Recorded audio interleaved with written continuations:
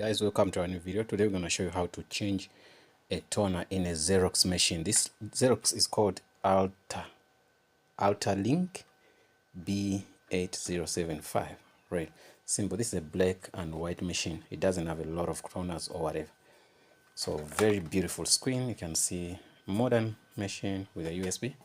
You can see, so it was brought in for fix up. We got a lot of machines here, but I think this was it's a good video to show some people how to do.